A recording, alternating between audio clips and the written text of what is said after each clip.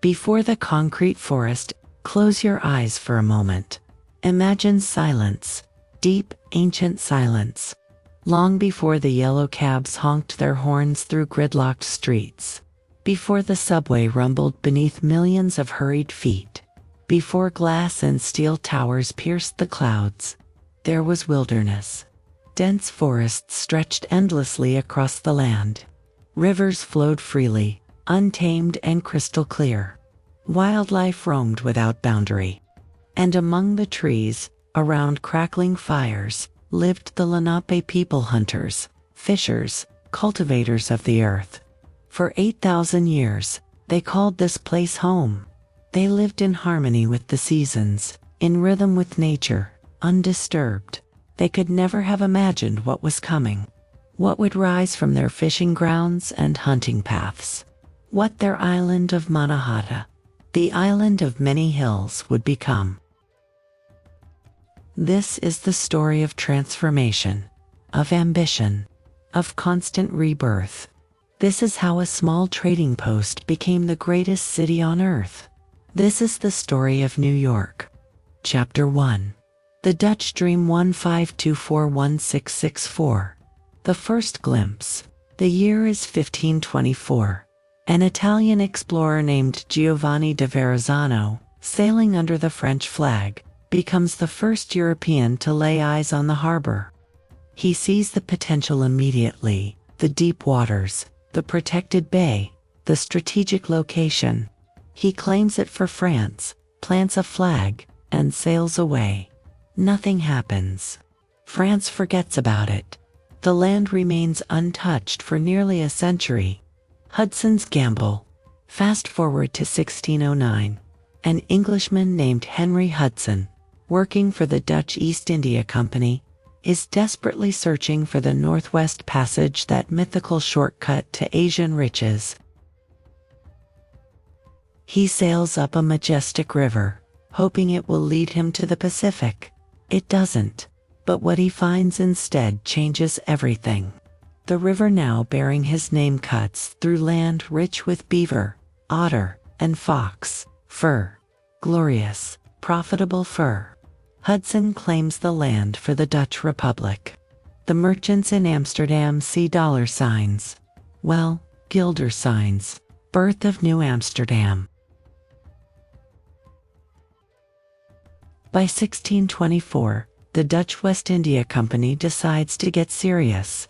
They send colonists, real families, not just traders, to establish permanent settlements in what they call New Netherland. A small group lands on the southern tip of Manhattan Island. Why their strategy? They need to protect the mouth of the Hudson River and the valuable fur shipments flowing down it. In 1625, they lay the foundations of Fort Amsterdam. Around it, houses spring up, streets form, a community takes root. New Amsterdam is born. Picture it. Wooden buildings with stepped gable roofs, straight from the Netherlands. Windmills turning in the breeze.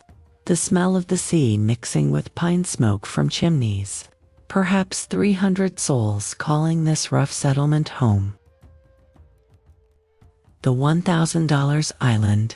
In 1626, Peter Minuit, the colony's Director General, does something that will echo through history. He purchases Manhattan Island from a small band of Lenape Indians for traded goods worth 60 guilders, about $1,000 in today's money. The greatest real estate deal ever made, perhaps, though one has to wonder what the Lenape thought they were selling. Land ownership wasn't really their concept. They likely thought they were agreeing to share the island, not surrender it forever. Regardless, the deal is done. Growing pains.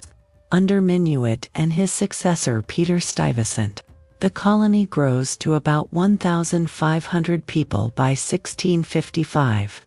But Stuyvesant is a difficult man, stubborn, authoritarian, deeply religious. He tries to control everything. Who can sell alcohol? How the church operates? Which religions can worship openly?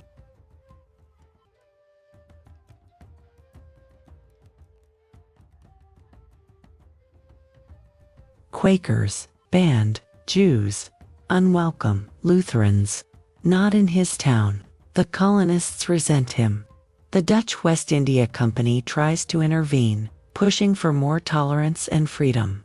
But then war interrupts everything. The English take over. The Netherlands and England are locked in a vicious rivalry. Who will dominate the seas? Control global trade? 3 separate wars break out between 1652 and 1673. In 1653, nervous New Amsterdam residents build a defensive wall along their northern boundary, a wooden barrier to protect against English invasion from the north. That wall, it's where Wall Street runs today. But walls can't save them. In 1664, English warships appear in the harbor. 4 vessels. Overwhelming force. Stuyvesant wants to fight, but his people refuse. They're outnumbered, outgunned, and frankly, many don't like Stuyvesant enough to die for him. He surrenders without firing a shot. The English rename everything. Fort Amsterdam becomes Fort James. New Amsterdam becomes New York after James, Duke of York, brother of King Charles II, and future king himself. The Dutch briefly retake the city in 1673, but the Treaty of Westminster in 1674 returns it to England permanently. The Dutch era is over. But their legacy remains in the grid of streets. In the tolerance, however, imperfect for different peoples. In the commercial spirit that would define the city forever. Chapter 2. Revolution and Rebirth 167–1800. Under the Crown, English New York flourishes. The population grows. Ships crowd the harbor. Money flows. But beneath the prosperity, something dark festers. Slavery. By the 1740s, 1 in 5 New Yorkers is enslaved. About 2,500 human beings owned as property. They build the city's wealth with their labor, their freedom, their lives. Meanwhile, political tensions rise. Seeds of revolution. The 1760s bring change. Britain, heavily in debt from the 7 Years' War, decides the American colonies should help pay for their own defense. They introduced the Stamp Act tax on paper goods. New Yorkers are outraged. In 1765, representatives from 9 colonies convene in New York for the Stamp Act Congress. It's one of the first times the colonies unite in opposition to British policy.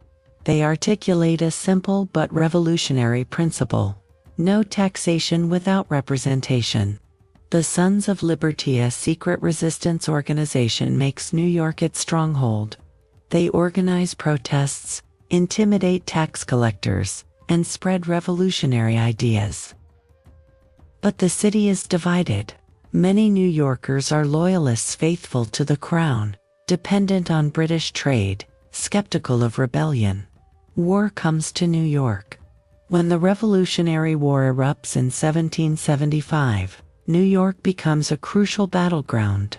In August 1776, General George Washington positions his Continental Army to defend the city. The British attack across Long Island in the largest battle of the entire war. It's a disaster for the Americans.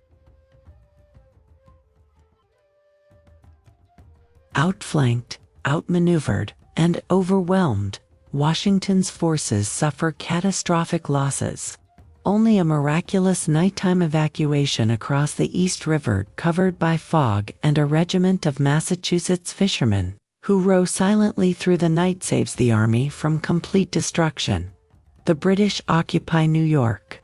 For the next 7 years, the entire duration of the war, New York remains in British hands. It becomes their military headquarters, a prison for American captives. Thousands die in horrific conditions on British prison ships anchored in the harbor, and a refuge for loyalists fleeing other parts of America. But in 1783, victory comes. The Treaty of Paris is signed. The British prepare to leave. On November 25, 1783, Evacuation Day, the last British soldiers board ships and depart. General Washington triumphantly leads his army down Broadway to reclaim the city. New York is free. Capital of a new nation. In 1785, New York becomes the nation's capital. The Confederation Congress meets at City Hall. The future is being written in these streets. On April 30, 1789, on the balcony of Federal Hall on Wall Street, George Washington places his hand on a Bible and takes the oath of office as the first President of the United States. The first Congress convenes in the same building. The Bill of Rights is drafted there. For a brief, shining moment, New York is the center of American democracy. Though the capital moves to Philadelphia in 1790, and then to Washington, D.C., New York has tasted power, and it's hungry for more. Chapter 3, Commerce and Chaos, 1800 to 1865. The financial capital emerges. While Washington becomes the political capital, New York claims something perhaps more powerful: money. Alexander Hamilton founds the Bank of New York in 1784. In 1792, 24 stockbrokers signed the Buttonwood Agreement under a tree on Wall Street, creating what will become the New York Stock Exchange. The game is on. The canal that changed everything. In 1825, something miraculous happens. The Erie Canal opens. It doesn't sound exciting, a 363-mile ditch connecting the Great Lakes to the Hudson River. But it's revolutionary. Suddenly, goods from the vast interior of America, grain, timber, furs, manufactured products, can flow directly to New York's harbor. The cost of shipping a ton of cargo from Buffalo to New York drops from $100 to $10. New York explodes. It leapfrogs Boston and Philadelphia to become America's premier port. Ships from around the world crowd the harbor. Warehouses multiply. Fortunes are made overnight. By mid-century, New York handles more cargo than all other American ports combined. The human flood with economic opportunity comes people. Lots of people. In 1800, New York has 60,000 residents. By 1850, over 500,000. They come from everywhere. Irish fleeing the potato famine. Germans escaping political upheaval. Italians seeking work. Eastern European Jews running from pogroms. Chinese laborers looking for the gold mountain. Freed African Americans after New York abolishes slavery in 1827. The Lower East Side becomes one of the most densely populated places on Earth. Tenements rise of 6, 7 stories of cramped apartments. Entire families live in single rooms. Dozens share outdoor toilets. Disease spreads quickly, but there's also vitality. Markets burst with languages. Street vendors sell food from a dozen countries. Synagogues, churches, and temples spring up side by side. It's chaotic. It's crowded. It's New York. The dark side. Not everyone thrives. The Five Points neighborhood becomes America's most notorious slum. Buildings lean against each other like drunks. Raw sewage runs in the streets. Crime flourishes. Gangs rule certain territories. The Dead Rabbits. The Bowery Boys. The Plug Uglies. The Shirt Tails. They fight over turf, rob immigrants fresh off the boats, and sometimes battle each other in massive street brawls involving hundreds of combatants with clubs, knives, and pistols. Cholera outbreaks kill thousands in the 1830s and 1840s. The Great Fire of 1835 destroys 50 acres of Lower Manhattan, 674 buildings gone in a single night. And yet, the city rebuilds, always rebuilds. The Civil War crisis. The Civil War crisis. When the Civil War erupts in 1861, New York is conflicted. Sure, it's part of the Union, but many of its merchants have grown rich, trading with the South. Its textile mills depend on Southern cotton. Some even propose that New York should secede and become an independent city-state, trading with both sides. That doesn't happen, but tensions run high. In 1863, they explode.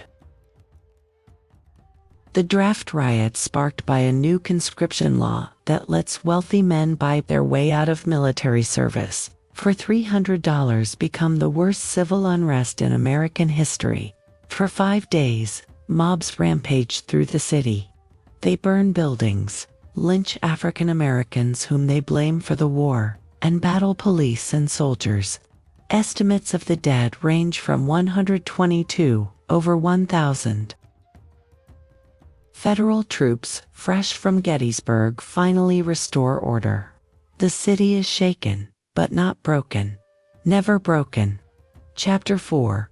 The Gilded Age, 1865-1920. Green Oasis. In 1858, something revolutionary opens. Central Park. In the middle of Manhattan amid the chaos and commerce, 843 acres of designed nature. Frederick Law, Olmsted, and Calvert Vaux create a masterpiece. Meadows, forests, lakes, bridges, and winding paths. Rich and poor alike can stroll there. Its democratic space in an increasingly divided city. The park represents something important. New York is thinking about quality of life, not just profit. Cultural explosion. Money flowing into the city doesn't just build warehouses. It builds culture. The American Museum of Natural History, 1869. The Metropolitan Museum of Art, 1870. The New York Public Library, 1895. Carnegie Hall, 1891. Broadway theaters multiply. Opera houses open. Symphony orchestras perform. New York is becoming more than a commercial hub. It's becoming a cultural capital. Journalism giants. Newspapers become powerful forces. The New York Times, serious, respectable. The New York Herald, sensational, investigative. The New York World Pulitzer's crusading paper. The New York Journal Hearst's competitor. They shape public opinion, expose corruption, and sometimes manufacture news. Their competition helped push America into the Spanish-American War in 1898. New York becomes America's media capital, building the modern city. In 1883, the Brooklyn Bridge opens, at the time, the longest suspension bridge in the world.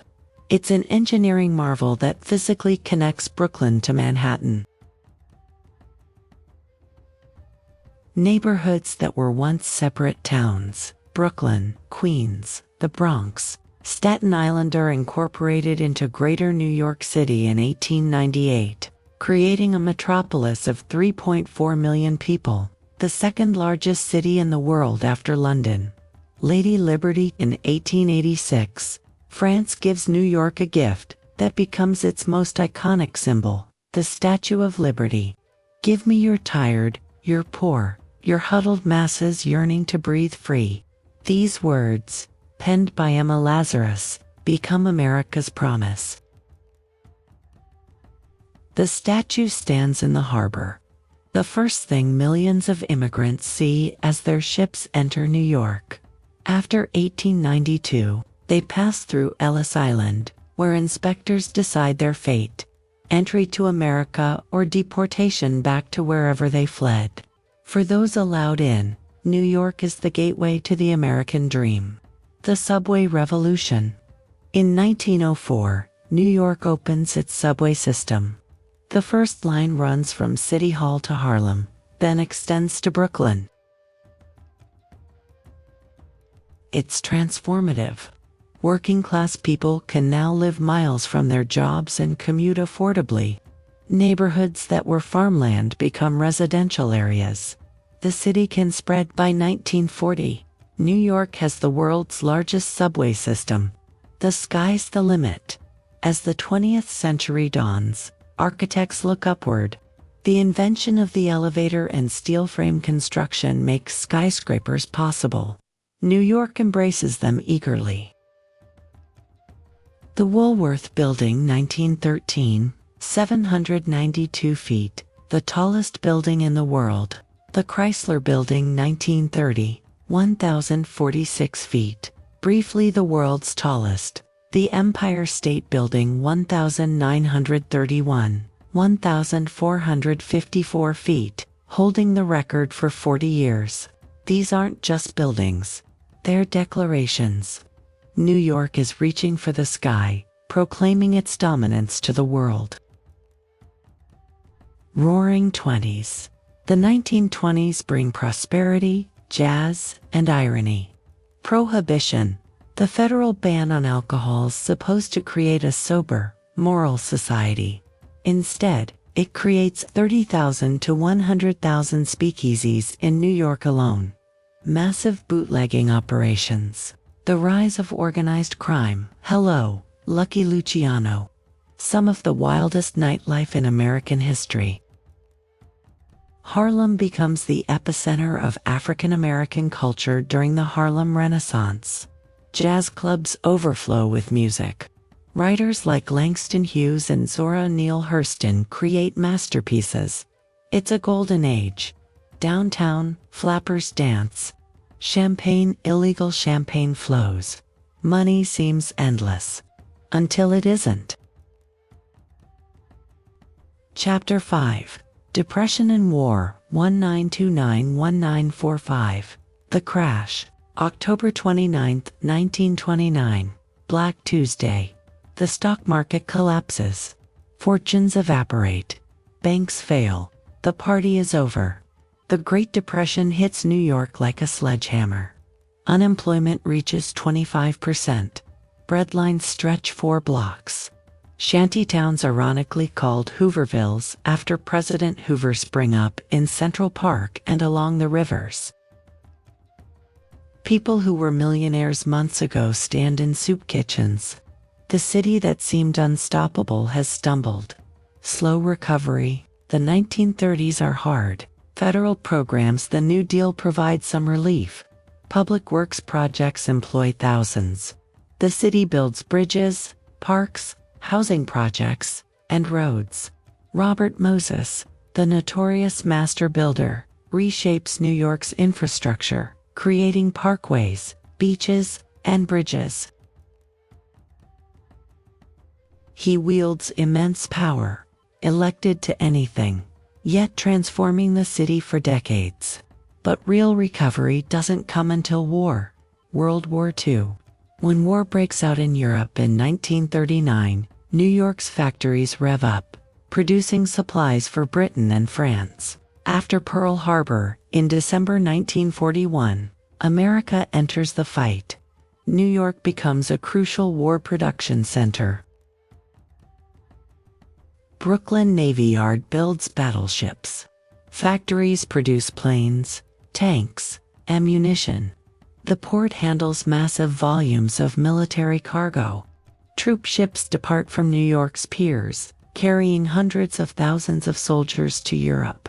Many will never return. Times Square erupts in celebration. On V-Day, May 8, 1945, and again on VJ Day, August 14, 1945, the famous photo of a sailor kissing a nurse captures the joy. New York has survived the Depression and helped win the war. Now it's ready to dominate the post-war world. Chapter 6.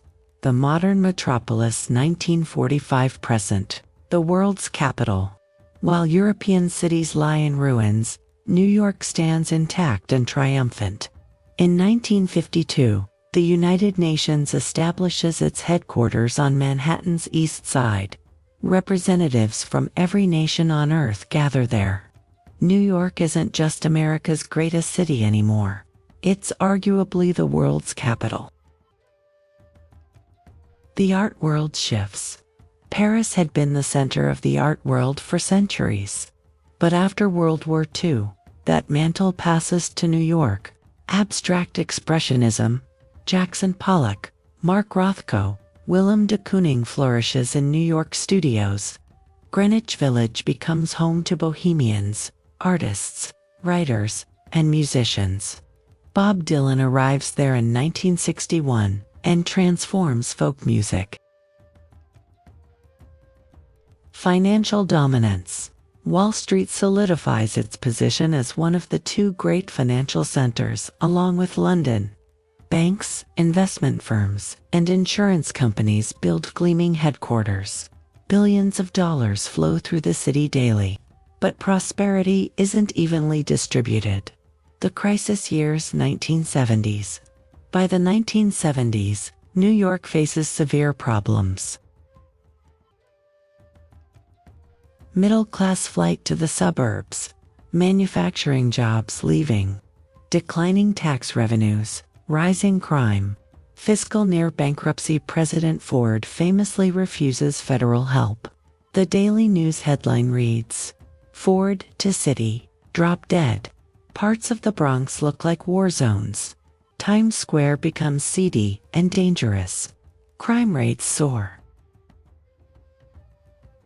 Some wonder if New York's best days are behind it. They're wrong. Reinvention again. The 1980s bring recovery. Crime begins falling, a trend that continues for decades. Times Square is cleaned up. Abandoned neighborhoods gentrify. In 1973, the World Trade Center's Twin Towers open at 1,368 and 1,362 feet. Briefly, the world's tallest buildings. They become symbols of New York's financial power. September 11, 2001. On a clear Tuesday morning, two hijacked planes strike the Twin Towers. Both collapse. Nearly 3,000 people die. The attack devastates the city. But the response reveals New York's character. Firefighters rush into burning towers. Neighbors help neighbors. The city mourns, but doesn't break. New York forever becomes the cry. The city today. The city today, New York continues evolving. 8.3 million people call it home. Over 800 languages spoken. The most diverse city in human history. Global center of finance, media, art, fashion, food, and culture. Yes, there are challenges: inequality, housing costs, gentrification, infrastructure needs. But there's also extraordinary vitality. From food trucks to Michelin restaurants, from subway musicians to Carnegie Hall, from street artists to MoMA, New York pulses with creative energy. Epilogue: what makes New York New York? So what makes this city so special? It's not just the skyscrapers, though, they're magnificent. It's not just the museums, though, they're world-class. It's not just the diversity, though, it's unmatched. It's something deeper. It's resilience. New York has been knocked down repeatedly. Fires, wars, depressions, attacks, and always comes back stronger. It's ambition. It's reinvention. New York never stops changing. The city of 1900 is unrecognizable in 2000, and 2100 will be different still. It's possibility. In New York, you can be anyone, do anything, become something new. The kid from Kansas can become a Broadway star. The immigrant can build an empire. The dreamer can find their tribe. Frank Sinatra sang it. If I can make it there, I'll make it anywhere. It's true. To others, it's home, the only place that makes sense. But to everyone, it's undeniable. New York City, 400 years old, constantly new, forever evolving. The small Dutch settlement of New Amsterdam is gone. In its place stands something unprecedented in human history, a global city that belongs to everyone and no one. constantly dying and being reborn, never finished, never satisfied, always reaching higher. The greatest city in the world, the city that never sleeps, the city that never stops dreaming, New York.